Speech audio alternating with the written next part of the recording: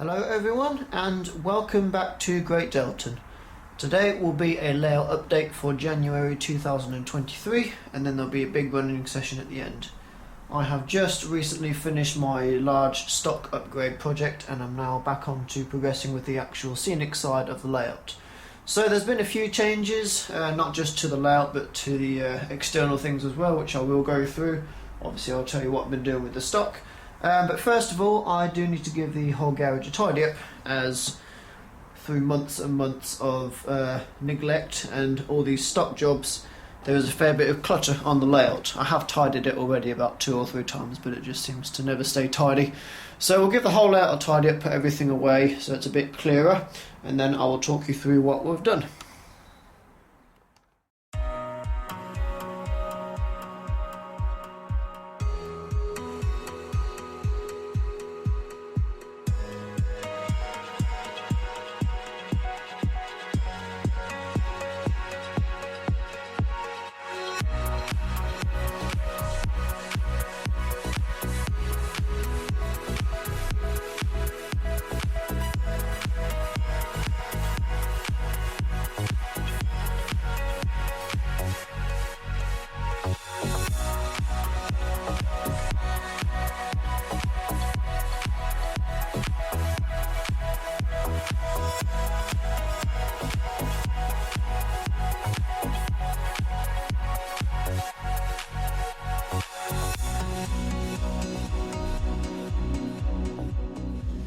Right everyone, welcome back.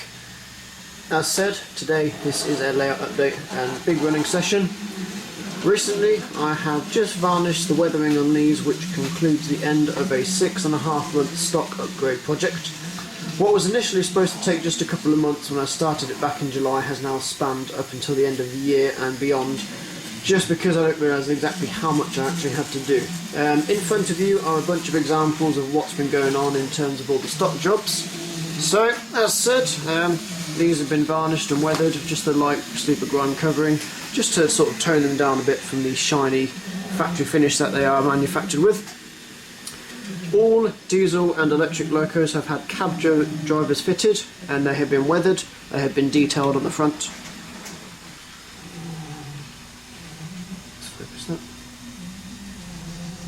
So all of the detailing packs have been fitted. I'm not sure if you can see the cab driver in there, but they've all had that. They've been DCC fitted, they've been programmed, everything I've wanted to do to them has been done. Same with the DVTs. They've had their detailing packs fitted.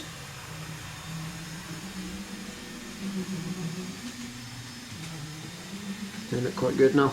Some of the stuff has been sent to West Coast Models for weathering, which I'm not quite comfortable enough to do. The ones at the front have been. This Pretendolino DVT I have done myself. A lot of the freight has had tail lamps fitted to the end of it. These have been supplied by 3D Wagon Works and hand painted myself. They're incredibly small, but a nice little bit of detail just to add to the effect of a realistic rake. So I've had those on all of the freight rakes. Some of the freight has been weathered as well, like these DB Schenker MMA wagons by Revolution Trains. They have been sent to West Coast Models. Over here you can see these auto ballaster kits, which were a majority of the sort of time spent at the end of the project trying to get those done, because they did take quite a long time. There's a lot of parts to them, there's a lot of fiddly parts, and they obviously need painting and all the decals added as well. I've not done too bad a job, but I could have done better. I think towards the end I just wanted to get these done because I sort of missed doing work on the layout a bit. Just trying to focus that.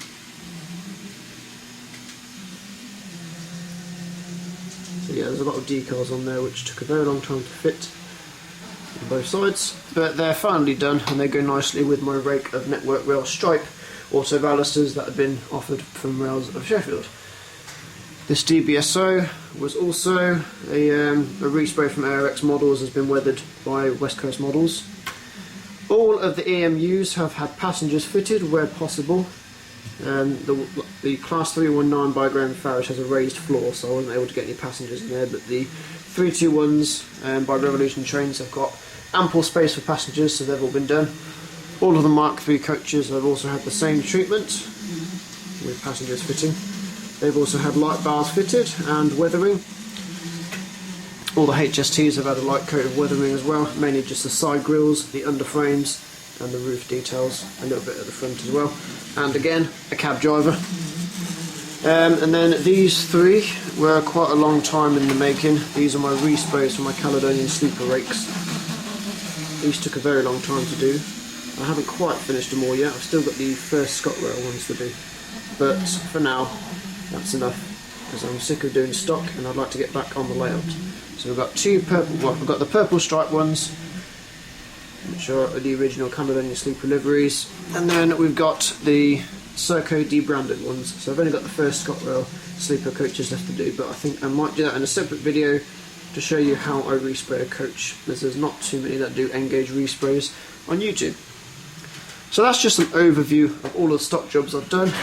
There is a little bit more to do eventually, as during this stock project I have accumulated some more bits of stock which are just currently sitting loose in this drawer.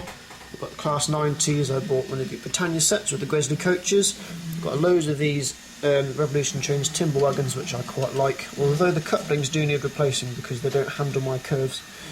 There we have the Intercity West Coast set, which is the charter train by Locomotive Services with the Intercity Swallow Class 90 on the front. You've also noticed I have made storage trays for every single piece of stock, which is a lot better than the way it was sitting in the drawers before. It's separated, it's a lot quicker to get out on the layout, and it's a lot more protected. So I've made loads of these for every single sort of rake or set, like a HST. That's a Caledonian sleeper coach set. As you can tell, there's 16 there. So that took quite a while. So all in all, I am glad I took on this project because the stock has improved visually a lot, and now I can just sort of, I don't have to worry about things like that. I can just get on with the layout knowing that my stock's going to be a nice realistic standard when I come to run it.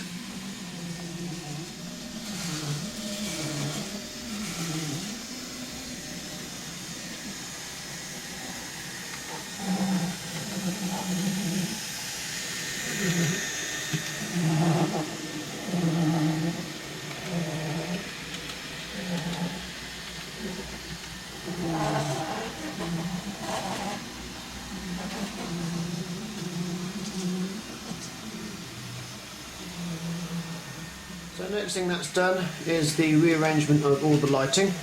Before, I had all of the lights hanging from shelf brackets and they were pointing downwards onto the layout, which was a fairly good lighting arrangement. However, they cast a lot of shadows on top of the stock, and the sides of the stock, especially the underframes, were not picked out very well in pictures and videos because there was no lighting to the side.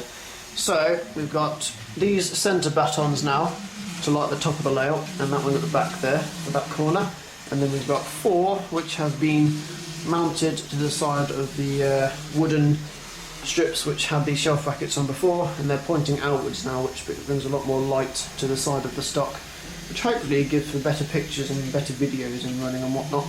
I noticed this especially when I went up to Stafford N-gauge, and his lighting was, I think he only had 3 LED strips, but the angles they were pointing at made for some really good lighting on the layout. And then I came back to mine and it just seemed a bit dark and gringy, considering I had 7 LEDs, so I think the positioning was quite needed. And hopefully that's going to be a lot better now in videos and pictures. I've also mounted this infrared heater. This is just a little thing I had sitting around from when we lived in the caravan. Nobody's buying heaters at the minute for some reason, so I thought I'd save it and just fit it on the wall. It does a fairly good job when it's sort of between 5 and 10 degrees, but anything lower than that and I'd have to use the old convection heater as it gets a bit chilly in here in the winter. I've also cut down the tree that was growing out of that vent. As you can see the remnants of the stems there, it was sort of reaching down here, so I cut those off. But yeah, that's in there now, and it's a very efficient heater, and especially when I'm working on the airbrush station, which I'll explain in a minute, it's quite warm. We recently got a new desk in the house, so I have been given the old one to use as an airbrush station. Before I was just using the layout, and as you can tell, it's got quite a bit messy with airbrush and paint overspray. So it's nice to have someone to put all my airbrushing stuff now and just sit down and do my weathering and resprays and whatnot.